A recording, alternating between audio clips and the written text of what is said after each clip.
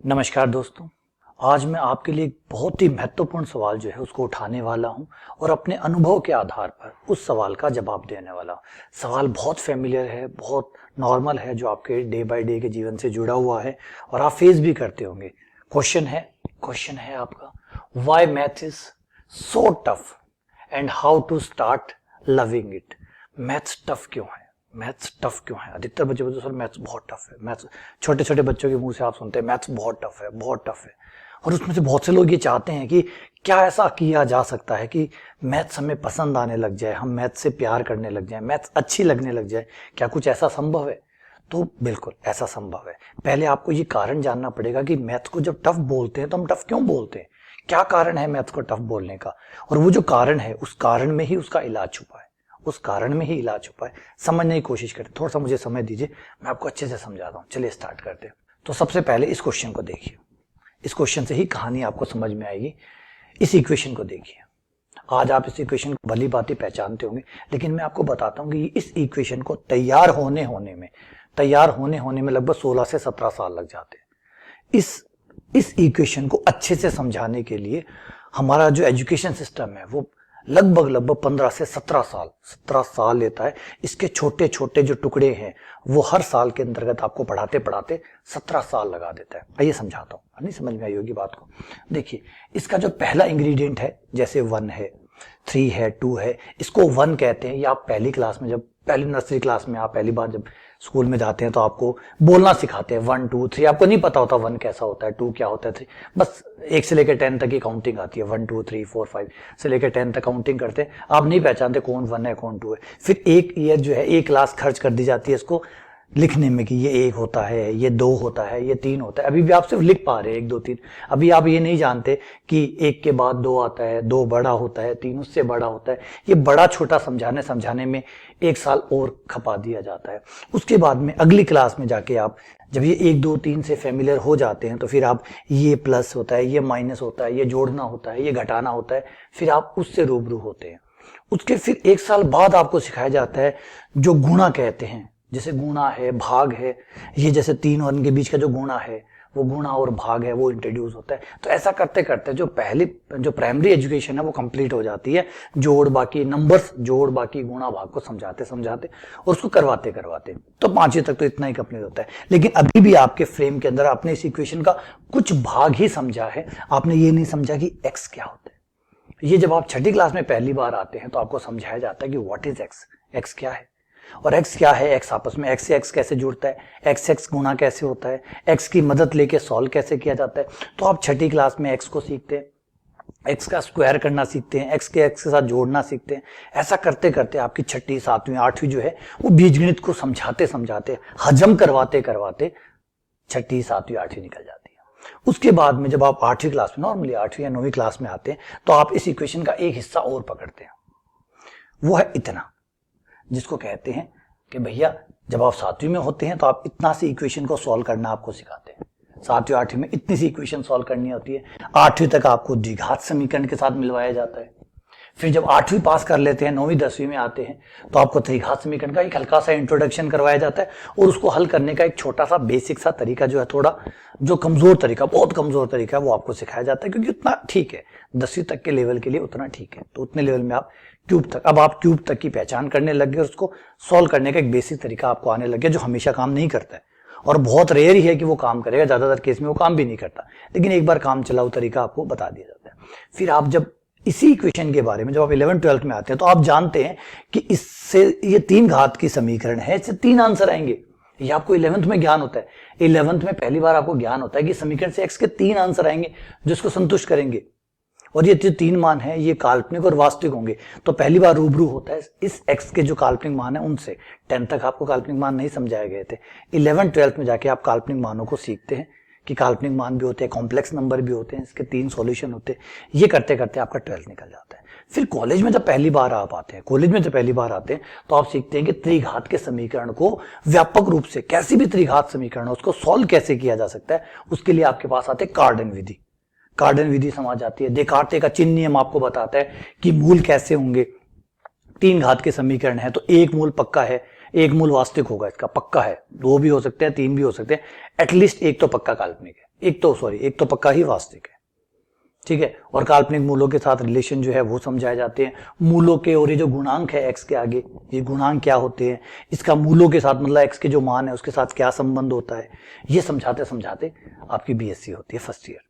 फिर BSc second year final year में आपको जाके बताते हैं भाई ये जो पढ़ा है ना, ये बेटा ये एक्चुअली एक वलय है, ये वलय है, ये एक बहुपदीय वलय है, पॉलिनोमियल रिंग है। आपको बीएससी फाइनल ईयर में जाके एहसास होता है जब आपको कोई टीचर पढ़ाता है, वलय पढ़ाता है, वलय सिद्धांत पढ़ाता है, रिंग थ्योरी पढ़ाता है, तो वो आपको बताता है कि ये जो है ये एक सदस्य है, पॉलिनोमियल रिंग का एक सदस्य है। आपको तो अरे यार कहां पहुंच गए, पॉलिनोमियल रिंग पे आ गए। बोला हाँ पॉलिनोमियल रिंग पे आ गए।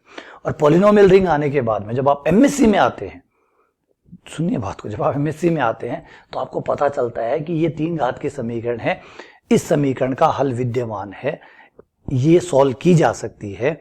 और ये जो थ्योरम है इसको कहते हैं आबेल की इम्पॉसिबिलिटी थ्योरम। आबेल की इम्पॉसिबिलिटी थ्योरम आपको गारंटी देती है कि कोई भी 3 घात के समीकरण को हल किया जा सकता है, फॉर्मूला बनाया जा सकता है। अगर ये 4 घात की भी होती तो भी सॉल्व की जा सकती थी, लेकिन 5 या 6 या 7 ऊपर की घातें जो है उनको किसी भी प्रकार से आप फॉर्मूला बना के सॉल्व नहीं कर सकते। तो ये आपको ज्ञान होता है एमएससी प्रीवियस में जाके। अब देखिए कितने साल हो गए इसके बारे में पूरी जानकारी इकट्ठी करने में आपको लग गए कि भाई इसके मूलों के साथ हर क्लास में आपने कुछ ना कुछ इसके बारे में सीखा है। अब दूसरा ध्यान रखने वाले, कोई भी चीज रिपीट नहीं होती। जिस ईयर में आपको 1 2 3 सिखाया गया था उसके बाद में 1 2 3 जो है वो दोबारा नहीं सिखाए गए। ये मान के चला कि वो बाप को आ गए। जिस साल एक्स पढ़ाया गया उस साल एक्स ही पढ़ाया गया, जिस साल एक्स स्क्वायर पढ़ाया गया उस साल एक्स, जिसका द्विघात समीकरण पढ़ाया गया द्विघात। हर साल ने आपके इस नॉलेज में कुछ ना कुछ जोड़ा है, कुछ ना कुछ जोड़ा है। ये यूं समझिए कि एक 15 माले की बिल्डिंग है, पहला माला तैयार हुआ, फिर उसको रिपीट नहीं करते, फिर उसके ऊपर दूसरा माला, उसके ऊपर तीसरा माला, उसके ऊपर चौथा माला। अगर इस दौरान, इस पूरे इतने 15 से 17 साल के एजुकेशन के दौरान बीच में कहीं भी आपका अगर अनुभव खराब हुआ है, मान लीजिए अच्छे टीचर नहीं मिले, अच्छा स्कूल नहीं मिला है ना, या आप किसी परेशानी की वजह से नहीं पढ़ पाए, कुछ भी कारण रहा हो, तो ये फाउंडेशन बीच में से कमजोर हो जाता है। तो इसका मतलब फाउंडेशन क्या कमजोर हुआ, ये जो त्रिघात समीकरण है इसकी जो जानकारी, जो पूर्ण जानकारी है, उस जानकारी का कुछ हिस्सा आपसे वंचित रह जाएगा। और जब जानकारी का कुछ हिस्सा वंचित रह जाता है, कुछ भी पूरी जानकारी ना हो, अधूरी जानकारी है। अधूरी जानकारी तो खतरनाक होती है, वो ना तो कॉन्फिडेंस पैदा होने देती है, ना विश्वास बनने देती है। समझ रहे बात को, अधूरी जानकारी विश्वास कैसे लाएगी बेटा, तो अधूरी जानकारी विश्वास नहीं आती। और हो जाता है, इतना लंबा जब पीरियड होता है तो कहीं ना कहीं जो डिसकंटिन्यूटी है वो होना स्वाभाविक है, नॉर्मल है, तो ऐसा हो जाता है। तो इस वजह से जो मैथ्स है, मैथ्स ही एकमात्र ऐसा सब्जेक्ट है जिसमें आपको जब भी आप कोई सवाल निकालते हैं, कोई भी सवाल आप निकाल लीजिए, उसमें पीछे का ज्ञान, आपको पूरा पीछे का जो ज्ञान है उसका निचोड़ आपको चाहिए होता है। अगर कहीं भी कुछ कमी रही है, किसी ने आपको त्रिघात समीकरण को हल करना नहीं सिखाया, तो जब भी त्रिघात समीकरण से जुड़ा हुआ कोई सवाल आएगा आप सॉल्व नहीं कर पाएंगे। क्यों? क्योंकि सवाल का हल करना तो 10वीं क्लास में किसी ने सिखाया था, या 8वीं क्लास में ये सिखाया था, 7वीं क्लास में ये सिखाया था। जब टीचर पढ़ाते देख लीजिए, टीचर क्या बोलते हैं जब आपको पढ़ाते हैं, ये तो आपने छोटी क्लासों में पढ़ा हुआ है, ये तो आपने छोटी क्लास में पढ़ा हुआ है। अब कौन बताए कि छोटी क्लास में किसी कारण से नहीं पढ़ पाया, कुछ भी रहा हो, कोई भी कारण नहीं सुनता। तो इसी कारण मैथ्स टफ हो जाते हैं। मात्र मैथ्स ही एक सब्जेक्ट है जिसके लिए आपको पीछे का पूरा ज्ञान पोटली बना के अपने कंधों पे लेके चलना पड़ता है। अगर पीछे का ज्ञान कमजोर रहा हुआ है तो आगे का ज्ञान भी कमजोर हो जाएगा। ये सोचिए, अगर बीच में कोई भी एक माला, बिल्डिंग का कोई भी एक तल कमजोर बना हुआ है तो वो कंस्ट्रक्शन, ऊपर वाले कंस्ट्रक्शन को कितना परेशान करेगा। खतरा है भैया, जानलेवा है वो तो वैसे ही धराशायी होगा नहीं होगा। बस यही मैथ्स की प्रॉब्लम है। मैथ्स के अंदर आपका जो फाउंडेशन जब आप बनाते हैं तो आपको हर माले को मजबूत, पहला माला और ज्यादा मजबूत, दूसरा माला भी मजबूत, तीसरा भी मजबूत, इस तरीके से, क्योंकि पहले माले को तो 15 माले झेल लें, तो हर बार आप मजबूत पे मजबूत, मजबूत पे मजबूत कंस्ट्रक्शन करते हैं। ये मैथ्स मांगती है। आप किसी सब्जेक्ट और में देखिए, क्या किसी में ऐसा है, इतिहास में आप कभी भी उठा के किसी को उठा के पढ़ लीजिए, कोई पीछे का ज्ञान, कोई और ज्ञान की जरूरत नहीं है। अगर आपको हिंदी पढ़नी आती है, हिंदी लिखनी आती है तो बहुत है। उसके बाद आप इतिहास की कोई किताब उठा के पढ़िए, कहीं से भी आप पढ़ना शुरू कीजिए, आप कर सकते हैं। तो लगभग हर सब्जेक्ट के अंदर, बाकी सब्जेक्ट में आप जाएंगे तो इतना रिस्ट्रिक्शन नहीं है कि आपको सारा ज्ञान साथ में लेके चलना पड़ता है। किसी भी और ब्रांच के अंदर ये रिस्ट्रिक्शन नहीं है कि आपको पीछे का पूरा ज्ञान जो है पूरी पोटली भर के साथ में रखनी पड़ती है। पीछे का पूरा ज्ञान पहले ठीक करिए, तभी आगे की बातें समझ में आएगी, वरना समझ में नहीं आएगी। ऐसी शर्त कोई और सब्जेक्ट नहीं लगाता। कोई सब्जेक्ट ये नहीं कहता ये समझने के लिए आपको पीछे का पूरा ज्ञान लेके आना पड़ेगा। मैथ्स ही मांगता है, मैथ्स आपसे डिमांड करता है कि पीछे का पूरा ज्ञान आपको लेके चलना पड़ेगा। इसी कारण मैथ्स टफ हो जाती है। और जैसे मैंने बताया कि इतना पीछे का जो है, कोई भी चाहे कितना भी अच्छा खासा हो, बहुत कम चांसेस है कि इतने साल वो लगातार सतत रूप से पढ़ता रहा होगा और सतत रूप से उसको सही मार्गदर्शन मिला होगा, सतत रूप से वो पढ़ पाया होगा, सतत रूप से उसने ज्ञान अर्जित किया होगा। क्या ये पॉसिबल है 15-17 साल कंटिन्यू चलना? हाँ, कुछ लोग चल सकते होंगे, लेकिन सारे लोग चल सकते हैं नहीं। तो इसी वजह से ज्यादातर बच्चों को मैथ्स टफ लगती है। एक साल बीच में, अगर एक साल भी गड़बड़ हो गया, बीच में कोई भी एक साल अगर गड़बड़ हो गया, तो मैथ्स वो माला कमजोर हो गया, वो तल कमजोर हो गया, तो मैथ्स कमजोर रहेगी। और ऐसा संभव है, ऐसा बिल्कुल नॉर्मल है, बिल्कुल नॉर्मल है कि 1-2 साल, मैं तो 1 साल तो बहुत कम है, हो सकता है 3-3, 4-4 साल खराब हुए हूँ। कॉलेजों में तो नॉर्मली होता है, कॉलेजों में आप जाइए, नॉर्मल पढ़ाई होती ही नहीं है, आप पेपर उठाते हैं, पेपर उठा के 5 साल के पेपर लेके पास हो जाते हैं। तो उस दौरान तो मैथ जो है वो एकदम बुरी तरीके से मैथ्स प्रभावित होती है। और वो जब कंपटीशन में जाते हैं तो फिर से डिमांड होती है कि लाओ वो मैथ्स, वो जो कॉलेज वाली मैथ्स है वो लेके आओ, लेकिन वो तो बिगड़ चुकी होती है। तो यही सबसे बुरी बात होती है मैथ्स की, इसी वजह से मैथ्स टफ होती है। पुराना सारा ज्ञान लेके चलना पड़ता है, नहीं है तो भैया आगे वाली मैथ्स जो है उसको आप फेस नहीं कर पाएंगे, यही ड्रॉबैक है।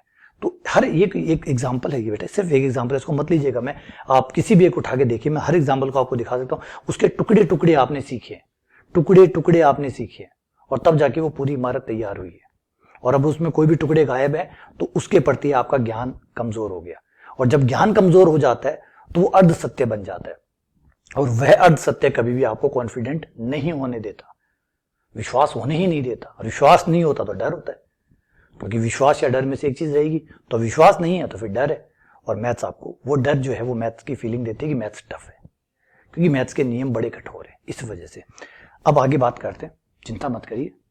अब क्या, व्हाट इज द सॉल्यूशन? तो इसका क्या सॉल्यूशन है बेटा? सॉल्यूशन मैथ्स के अंदर ही छुपा हुआ है। देखिए मैथ्स की खूबसूरती देखिए कि मैथ्स जो है, सबसे जो प्लस पॉइंट है, बदली नहीं है। आपने जो भी पहली क्लास में पढ़ा कि 1 के बाद 2 आता है, तो क्या आज 1 के बाद 2 नहीं आता? क्या 1 + 1 2 नहीं होता? होता है। पाई का मान 3.14 जब आपने पढ़ा, जिस भी क्लास में पढ़ा, 5th में, 6th में, 7th में, आज आप MSc कर रहे हैं या PhD कर रहे हैं, पाई का मान आज भी उतना ही है। सब चीज रिगोरसली, कठोर रूप से बिल्कुल वैसी की वैसी है, कुछ नहीं बदला है।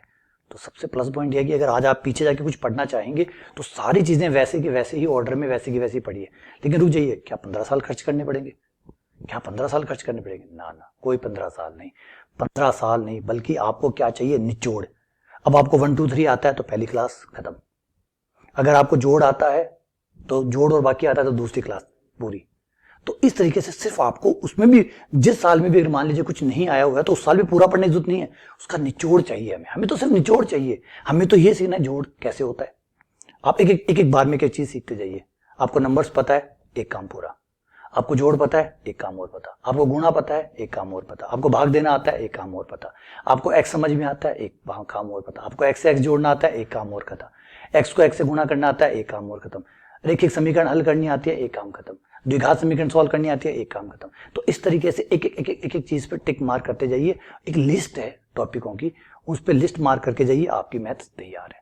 और इसमें मैं मानता हूं, मैं अपना अनुभव से बता रहा हूं, लगभग 6 से 12 महीने, डिपेंड करता है कि कितना बैकअप आपका बचा हुआ है, कितना पीछे जो है पिछड़ा रहा हुआ है, कितना पिछड़ा हुआ है आप लोग, कितने उसमें छूट गए हैं आपका, है ना। देखिए सोचिए, ये जो इतनी पूरी जर्नी है एजुकेशन की, इस पूरी जर्नी में कितने साल जो है वो आप बीच में है वो छूट गए हैं, कितने साल आपके रह गए हैं, गणित कहाँ कहाँ पे प्रभावित हुई है, उन सबको जो निकाले तब हमें समझ में आएगा। मिनिमम जो मैं मानता हूं कि वो 6 महीने अगर आप सही से दें, और एक चीज को, जो मैथ्स की फाउंडेशन है जिसपे मैथ्स टिकी हुई है, द्विघात समीकरण क्या होती है, द्विघात समीकरण को सॉल्व कैसे कहते हैं, त्रिघात समीकरण को सॉल्व कैसे कहते हैं, अगर आप ईमानदारी से सही से कोई मार्गदर्शन दे, सही से कोई आपको समझाए और सही से आप समझे, अगर ये 3-4 चीजें आप ठीक से कर लेते हैं तो मिनिमम 6 महीने के अंदर अंदर लगभग आप अपनी मैथ्स को बहुत अच्छा कर लेंगे।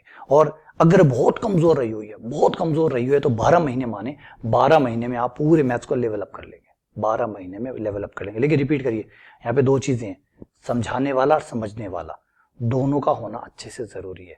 अगर समझाने वाला नहीं मिला तो फिर वही स्थिति रहेगी जो पहले रही हुई है। समझने वाला नहीं मिला तो फिर वही स्थिति, समझा के कर क्या लेगा जब समझने वाला तैयार नहीं है। तो समझना और समझाना दोनों ही इंपॉर्टेंट है। अगर दोनों चीजें साथ मिल गई तो 6 से 12 महीने में आपकी मैथ्स ऐसी हो जाएगी जो आपको कहेगी कि भैया मैथ्स तो बहुत अच्छी है, जबरदस्त है यार। मैथ्स को कौन कह रहा था टफ है? कौन कह रहा है टफ? मैथ तो बहुत प्यारी चीज है यार, ये तो बड़ी ही आनंद की चीज है, बड़ा मजा आता है इसको पढ़ के। ये है इसका सॉल्यूशन। तो इसीलिए हम हमेशा, मैं जब भी पढ़ाता हूँ तो कहता हूँ बेसिक सुधारिए बेटा, बेसिक सुधारिए। सवाल मत निकालिए, जाते सीधे सवालों पे लग जाते हैं, सवाल निकालने लग जाते हैं। नहीं नहीं नहीं, बेसिक को ठीक कर लीजिए। बेसिक अगर ठीक हो गया, जिसे फाउंडेशन कहते हैं, अगर फाउंडेशन ठीक हो गया, सवाल अपने आप आ जाएंगे। वरना सवालों में उलझे रहिए, सवाल नहीं आएंगे। जब तक बेसिक ठीक नहीं होगा, जब तक फाउंडेशन ठीक नहीं होगा, मैथ्स ठीक नहीं होगी, और फिर आप चाहे सवालों में उलझे रहेंगे। आप एक सवाल निकालेंगे, दूसरे सवाल में फिर अटक जाएंगे, दूसरा निकालेंगे, तीसरे में अटक जाएंगे, क्योंकि कमजोरी तो फाउंडेशन में है। फाउंडेशन, आपने क्या किया, एक बीमार आदमी को जिम भेज दिया। आप कहेंगे जिम से तो ताकत आती है, बॉडी बनती है, बताइए क्या होगा? कुछ होगा नहीं। पहले इलाज करवाइए, ठीक करिए उसको स्ट्रेंथ जो है उसकी बीमारी दूर होने से होगी। जब उसकी बीमारी ठीक हो जाए फिर जिम भेजिए। सवाल तब निकालिए उससे जब उसको एकदम स्वस्थ हो जाए। और स्वस्थ करने का मतलब है बेसिक को ठीक करिए, कंसेप्ट को ठीक करिए। उसके जो कॉन्सेप्ट है, उसका जो बेसिक है, उसको ठीक कर लीजिए। उसके बाद में जिम में भेजिए। जिम में भेजने का मतलब अब उसको जो सवाल देने हैं वो दीजिए। बंदा अब नहीं रुकेगा, अब नहीं रुकेगा बंदा, अब तो उड़ता ही जाएगा और मैथ्स का नाम रोशन करेगा। तो ये है मैथ्स का सॉल्यूशन। तो उम्मीद करता हूं कि ये कहानी आपको समझ में आई होगी कि मैथ्स को टफ क्यों कहते हैं। क्योंकि मैथ्स आपसे पुराना पूरा ज्ञान एक साथ निचोड़ जो है वो मांगता है। जब भी आप सवाल करते हैं, उसका कुछ हिस्सा कब पढ़ा है, कब पढ़ा है, कभी खुद पढ़ा है, और उसमें से कुछ भी साल अगर आपने कहीं पढ़ाई कम की है, तो फिर वो जो है वो परेशान करता है। और लोग क्या करते हैं, वो जो जहां प्रॉब्लम है उसको ठीक करते नहीं है। जैसे मैंने कहा कि बीमारी को ठीक नहीं कर रहे, सीधा जिम भेज रहे, जिम चला जा, वहां जाके बॉडी बना, तो सीधे सवाल निकलवाते हैं। पहले फाउंडेशन ठीक होना चाहिए, बेसिक ठीक होना चाहिए। बेसिक और फाउंडेशन ठीक करिए, उसके बाद आप सवालों पे जाइए, फिर सवाल निकालिए। कोई प्रॉब्लम नहीं आएगी, वादा करता हूं। ट्राई करके देख लीजिए, अनुभव बोलता है साहब, ट्राई करिए। अगर मैं गलत कहता हूं तो ये है हमारा सॉल्यूशन। चलिए, उम्मीद करता हूं कि मेरी बात आप तक पहुंची होगी, अच्छे से पहुंची होगी, आपको प्रॉब्लम समझ में आई होगी, एक्चुअली प्रॉब्लम क्या है, उसका सॉल्यूशन कैसे हो सकता है। ठीक है, चलिए, बहुत बहुत धन्यवाद, शुक्रिया।